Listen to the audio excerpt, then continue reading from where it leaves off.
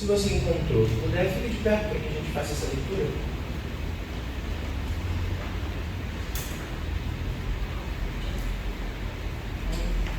Assim diz o texto que está lá em Gênesis 15. Depois dessas coisas, o Senhor falou a Abrão numa visão: não tenha medo, Abrão, eu sou o seu escudo, grande será a sua recompensa. Mas Abrão perguntou: ó soberano Senhor, que me darás se continuo sem filhos, e o herdeiro que possuo é Eliezer de Damasco? E acrescentou: tu não me deste filho algum, um servo da minha casa será o meu herdeiro. Então o Senhor deu-lhe a seguinte resposta: seu herdeiro não será esse, um filho gerado por você mesmo será o seu herdeiro. Levando-o para fora da tenda, disse-lhe: olhe para o céu e conte as estrelas, se é que pode contá-las. E prosseguiu: assim será a sua descendência. Abraão creu no Senhor, e isso lhe foi creditado como justiça. Disse-lhe ainda: eu sou o Senhor que o tirei de Ur dos Caldeus para dar-lhe esta terra como herança. Perguntou-lhes Abraão: ó soberano Senhor, como posso saber que tomarei posse dela? Respondeu-lhe o Senhor: traga-me uma novilha, uma cabra e um carneiro, todos com 3 anos de vida, e também uma rolinha e um pombinho. Abraão trouxe todos esses animais, cortou-os ao meio e colocou cada metade em frente à outra. As aves, porém, ele não cortou. Nisso, aves de rapina começaram a descer sobre os cadáveres, mas Abraão as enxotava. Ao pôr do sol, Abraão foi tomado de sono profundo, e eis que vieram sobre ele trevas densas e apavorantes. Então o Senhor lhe disse: saiba que os seus descendentes serão estrangeiros numa terra que não lhes pertencerá, onde também serão escravizados e oprimidos por 400 anos. Mas eu castigarei a nação a quem servirão como escravos, e depois de tudo sairão com muitos bens. Você, porém, irá em paz a seus antepassados, e será sepultado em boa velhice. Na 4ª geração, os seus descendentes voltarão para cá, porque a maldade dos amorreus ainda não atingiu a medida completa. Depois que o sol se pôs e veio a escuridão, eis que um fogareiro esfumaçante com uma tocha acesa passou por entre os pedaços dos animais.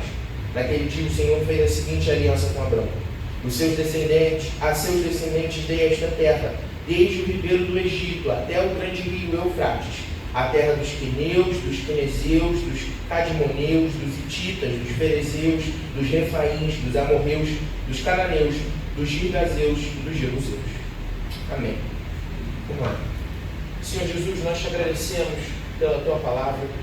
Obrigado porque nós estamos aqui reunidos como povo de Deus para ouvir a tua palavra e para crescer, Jesus. Nos ensina, nos instrui, nos faz amadurecer como a tua igreja. É o que nós te pedimos no teu santo nome. Amém e amém. Os irmãos podem se sentar. Renato Russo canta assim: mas é claro que o sol vai voltar amanhã, mais uma vez eu sei. Escuridão já vi pior, de endoidecer gente sã. Espera que o sol já venha. Tem gente que está do mesmo lado que você, mas deveria estar do lado de lá. Tem gente que machuca os outros, tem gente que não sabe amar. Tem gente enganando a gente. Veja a nossa vida como está. Mas eu sei que um dia a gente aprende. Se você quiser alguém em quem confiar, confie em si mesmo. Quem acredita, sempre alcança. Essa é uma dessas músicas clássicas do cenário brasileiro, né? Uma das clássicas do Renato Russo. E ele fala sobre esse sentimento de desconfiança com tudo e todos. A gente vive num mundo de gente que engana os outros. Então, qual é a solução que o Renato Russo encontra? Se você quiser confiar em alguém, quem que sobra? Você mesmo. Confie em você mesmo. A melhor solução, então, para o poeta é: diante de um mundo mau, diante de um mundo que está afundado no pecado, que solução eu posso encontrar nas minhas relações, nos meus tratos, nas minhas alianças? Bom, eu não as faço com nenhum outro senão eu mesmo. É curioso porque na semana passada, quando a gente começou essas reflexões sobre Gênesis, o pastor Silas falou justamente sobre isso, sobre como o pecado permeia toda a realidade. E essa presença do pecado afeta todos os nossos vínculos. A nossa compreensão sobre quem a gente é, sobre quem os outros são, e especialmente sobre o nosso relacionamento com Deus. Essas rupturas, essas quebras, colocam a gente num lugar de desconfiança que o poeta registrou. Não parece fazer sentido confiar, pactuar pactuar, então, no sentido de fazer pactos, é ainda mais estranho. Como me comprometer com gente que tenta me enganar, com gente que está afundada no pecado, como eu também estou? Daí, de novo, a gente volta a olhar para si mesmo, para os nossos próprios desejos, para as nossas próprias vontades, para uma espécie de autoconfiança, que no fim das contas a gente também sabe que é enganosa, porque o desafio é que os outros estão envoltos em pecados e problemas, e eu e você também. E aí, a gente fica isolado numa ilha de desconfiança, sem saber com quem contar. Eu quis começar com essa música, porque a nossa conversa de hoje tem a ver com Abrão, esse homem que é tão importante para a história da Escritura, que tem um papel tão fundamental ali na história que Deus está contando, e que se depara com um Deus que outorga para si confiança. Abrão é desafiado no mundo mal a confiar no único que é de fato digno de confiança. O Deus confiável vai até Abrão. O Deus confiável chama Abrão e dá a ele, então, um chamado para crer, confiar e pactuar com esse Deus. E é sobre isso que a gente vai conversar essa manhã, sobre um Deus que faz alianças perpétuas. A gente leu esse texto aqui, desse encontro de Deus com Abraão, e a gente percebe que Deus está aqui fazendo um desses pactos, uma dessas alianças que é tão peculiar ao Deus que a gente serve. E ele faz isso com esse chamado à confiança. O desafio que a Escritura traz então para mim e para você, para a gente começar esse papo, antes de qualquer coisa, é confiar no Deus que se apresenta como confiável. O primeiro lugar para que a gente possa ter um tempo de qualidade aqui é que você entregue confiança a esse Deus que quer falar comigo e com você nessa manhã. Isso é importante porque assim como Deus encontrou com Abraão, naquele contexto lá em Ur, chamou ele a sair de lá em Gênesis 12, e seguir para uma terra que ele ainda não sabia direito como seria e os desafios que traria, mas Deus disse assim: vai, porque eu estou te enviando para a terra que eu vou te mostrar. E ele foi. É esse chamado de encontro com Deus que a gente tem hoje, porque todas as vezes que a gente se reúne em volta da Escritura, o Senhor está nos chamando a confiar mais uma vez na tua palavra. Amém? Então tudo bem. Com esse coração, eu queria te convidar a voltar lá no texto, para que a gente tire as lições que a gente vai encontrando aí e vá conversando um pouquinho sobre elas. De 1 a 5, o texto diz assim: depois dessas coisas o Senhor falou a Abrão numa visão: não tenha medo, Abrão, eu sou o seu escudo, grande será a sua recompensa. Mas Abrão perguntou: ó soberano Senhor, que me darás se continuo sem filhos, e o herdeiro de tudo que possuo é Eliezer de Damasco? E acrescentou: tu não me deste filho algum, um servo da minha casa será o meu herdeiro. Então o Senhor deu-lhe a seguinte resposta: seu herdeiro não será esse, um filho gerado por você mesmo será o seu herdeiro. Levando-o para fora da tenda, disse-lhe: olhe para o céu e conte as estrelas, se é que pode contá-las. E prosseguiu: assim será a sua descendência. A primeira coisa que acontece nesse encontro aqui do capítulo 15 de Deus com Abraão é uma reafirmação da promessa que ele já tinha feito de transformar Abraão num pai de uma grande nação. A gente está falando de um senhor, um idoso desacreditado, com uma esposa estéril, também idosa, num momento da vida onde descrença é tudo que se pode ter. Aí não há mais esperança de herdeiro, e isso é muito importante no mundo antigo, porque o herdeiro dá continuidade à família. Tudo que Abraão construiu, então, vai ser deixado para um servo, que no fim das contas vai levar o legado dele de maneira muito meia boca. Então a gente tem aqui uma pessoa que já não acredita mais, mas Deus fez uma promessa a Abraão. Quando ele chamou Abraão, ele prometeu que ele seria pai de uma grande nação. E quando ele vai fazer firmar essa aliança, esse pacto com Abraão, Deus começa reafirmando essa promessa, recolocando diante de Abraão a certeza de que, se Deus prometeu, ele certamente vai cumprir. O que Deus diz para Abraão é: fica tranquilo, não vai ser o seu servo, é um filho gerado por você mesmo, é um filho seu, esse vai ser seu herdeiro. E aí chama Abraão para ir para fora da tenda e olhar as estrelas do céu. Abraão, conta as estrelas aí. É bom que Deus não deixa Abraão tentar, né? Ele já diz assim: se é que você pode contar, você não consegue contar. É isso. Essa é a herança que eu estou te prometendo. Tantos descendentes que não se podem contar. Essa promessa reafirmada, ela encontra um coração desanimado. Porque é esse o coração que Abraão está nesse momento. É de Senhor, mas como que vai ser isso aí? Porque até agora nada. Essa altura do campeonato, sem filho, e aí, como que vai ser? Então Deus começa reafirmando a promessa. Em segundo lugar, o que a gente aprende é que Abraão ele demonstra fé diante dessa promessa. E a fé que Abraão demonstra é imputada nele como justiça. Vamos ler lá o verso 6. Abraão creu no Senhor, e isso lhe foi acreditado como justiça. Esse texto, esse versículo, ele é muito, muito importante para toda a história bíblica, porque ele vai ser trabalhado lá no Novo Testamento. Quando o autor de Hebreus está falando sobre essa passagem, ele vai falar sobre como isso demonstra a salvação que vem não por um esforço próprio, mas pela justiça que só Deus pode imputar em nós pelo que Cristo fez na cruz do Calvário.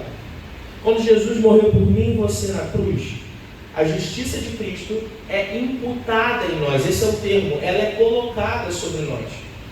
Para tentar facilitar essa imagem, pensa que existe um tipo de roupa que Cristo está usando. Essa roupa de Cristo agora é nossa, enquanto Cristo carregou a nossa roupa de pecado.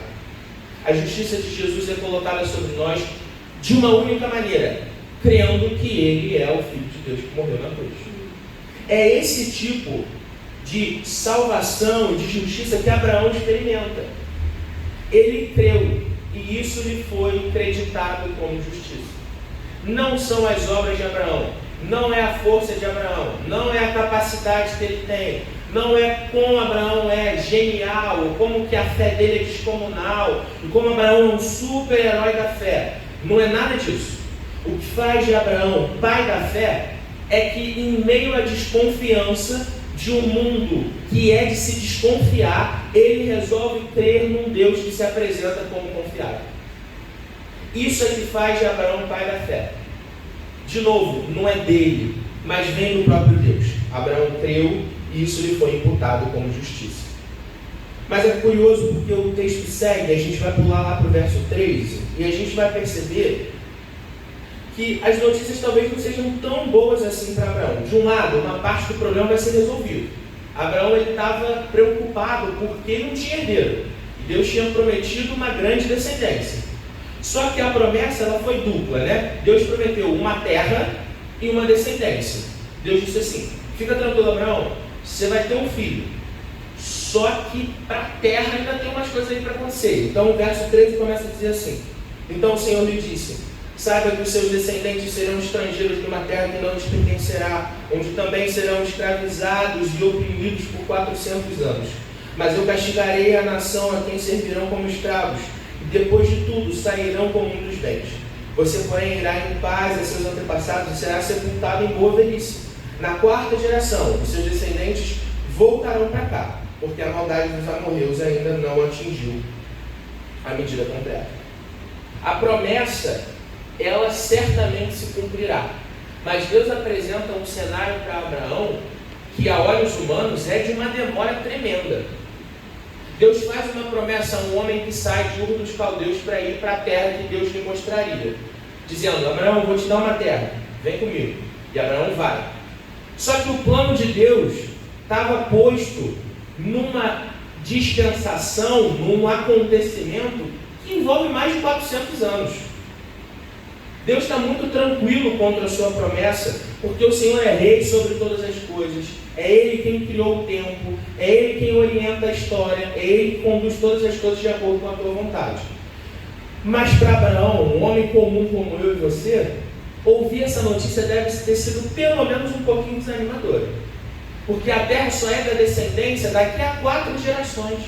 Depois de escravidão numa terra estrangeira, depois de sofrimento dos seus descendentes. No entanto, a promessa certamente se cumprirá. Como se pode ter certeza que o Deus que se apresenta como confiável é de fato confiável?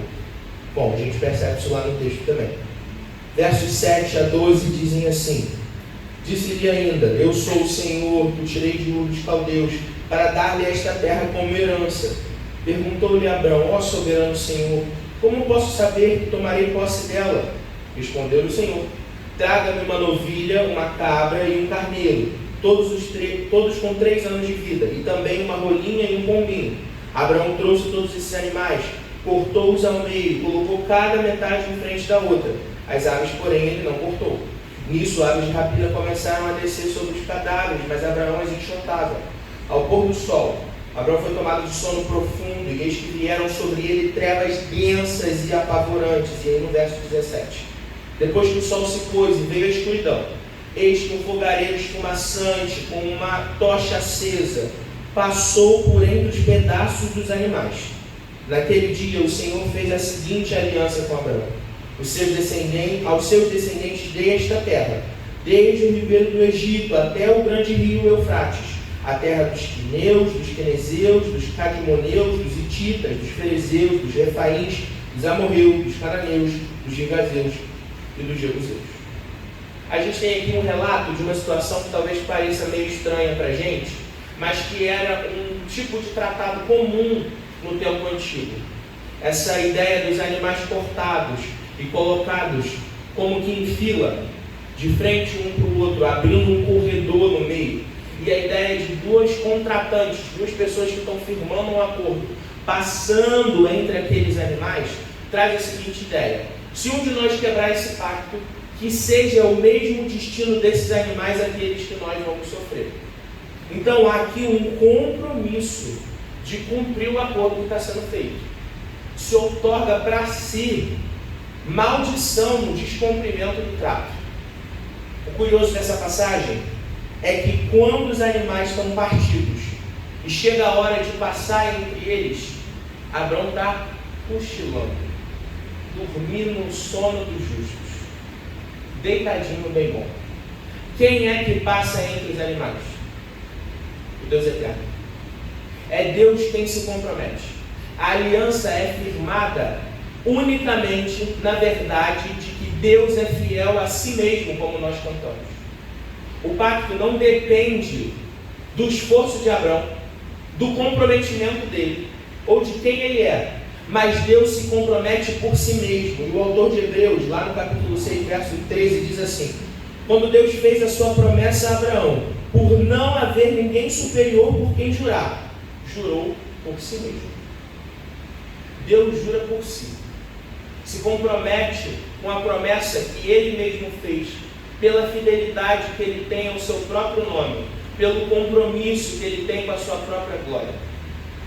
Deus então demonstra para Abraão de maneira profunda que ele não se apresenta como confiável por qualquer questão, mas ele está comprometido em ser um Deus que é confiável, porque ele é confiável. É parte da natureza de Deus, incontestável, imutável e eterna. O Senhor é digno de confiança, suas promessas são verdadeiras, porque se Ele as prometeu, Ele as irá cumprir. E aqui, a gente percebe como que isso vai no contrassenso, na contramão de tudo que a gente experimenta no mundo. A gente não está lidando com um Deus que é como o homem, que promete, mas vai saber se vai cumprir. Não. A gente está comprometido com um Deus que é fiel a si mesmo, que se faz promessas, faz porque de fato as irá cumprir. Eu coloquei o título desse sermão de um Deus de alianças perpétuas, porque essa aliança que Deus faz com Abraão é uma das muitas que a gente encontra na Escritura. O autor O. Palmer Robertson, no livro O Cristo dos Pactos, ele escreve lá identifica algumas dessas alianças. Ele fala da aliança com Adão, que é a aliança do começo, com Noé, a aliança da preservação, com Abraão, a aliança da promessa, com Moisés, a aliança da lei, com Davi, a aliança do reino, e por fim com Cristo, a aliança da consumação. São esses pactos que o autor descreve lá, e a ideia dele é dizer o seguinte: nós estamos nos relacionando com um Deus de pactos, com um Deus de alianças que são perpétuas. E a nossa confissão de fé, a confissão de fé de Westminster, um dos nossos símbolos de fé, identifica esses mesmos pactos, só que aqui divididos em duas grandes seções. Primeiro, o pacto de obra que Deus faz com Adão no Éden. A gente conversou sobre isso semana passada. Adão está ali num contexto de livre-arbítrio, onde ele precisa decidir seguir aquilo que Deus ordenou ou não. E a gente conhece a história. Ele preferiu o caminho do pecado. Então, um segundo pacto, o pacto da graça, que é em Cristo, mas se distribui de várias formas e maneiras. Primeiro no Antigo Testamento, pela lei, pelas promessas, pelos sacrifícios que apontam para o Messias que virá. E então no Novo Testamento, quando Cristo morre e ressuscita, e agora os sinais que apontam para essa ressurreição e para esse sacrifício são a pregação da palavra e os sacramentos. A gente tem Deus fazendo acordos, alianças, compromissos com a humanidade. Deus os faz porque é da natureza de Deus ser fiel a si mesmo e Ele quer se revelar a nós. A confissão de fé começa assim: Deus é tão distante da humanidade, nesse capítulo sobre os pactos, que de maneira nenhuma poderíamos nos aproximar dele, a não ser que Ele decidisse se revelar, o que Ele de fato fez, através de pactos e alianças. Deus então, como se comprometeu a Abraão, se comprometeu de várias outras maneiras. E nós experimentamos o benefício dessas alianças que não têm fim. Porque o pacto em Cristo Jesus é em favor de mim e de você. É por causa desse compromisso do Cristo que morreu na cruz do Calvário em meu e seu lugar que a gente pode estar aqui hoje. Que a gente foi salvo, que a gente é salvo em Cristo Jesus. Sendo assim, para a gente caminhar para o fim, eu queria fazer brevemente algumas aplicações disso que a gente aprendeu aqui. A primeira delas, e eu conversei essa semana com o pastor Silas sobre isso, é que a gente precisa ter a fé de Abraão. Que frase desgastada, né? A gente tem música, tem uma série de coisas. Aí fica um negócio genérico, né? O que significa ter a fé de Abraão? Irmão, você tem que ser resiliente, você tem que acreditar, Deus vai te dar tudo que você quer, Meus irmãos, não vai ser essa a aplicação. Desculpa. Quando a gente olha para o texto, a fé de Abraão é a fé do justo que vive confiando no Senhor. Lá em Romanos, no capítulo 1, verso 17, diz assim: porque no Evangelho é revelada a justiça de Deus, uma justiça que é do princípio ao fim pela fé. É como está escrito: o justo viverá pela fé. O que eu quero dizer é, a primeira coisa que a gente aprende nesse texto é que a única maneira de nós vivermos como um povo de Deus de verdade é se vivermos por fé, como Abraão viveu. Gente que às vezes duvida no meio do caminho, mas decide crer no Deus que se apresenta confiável.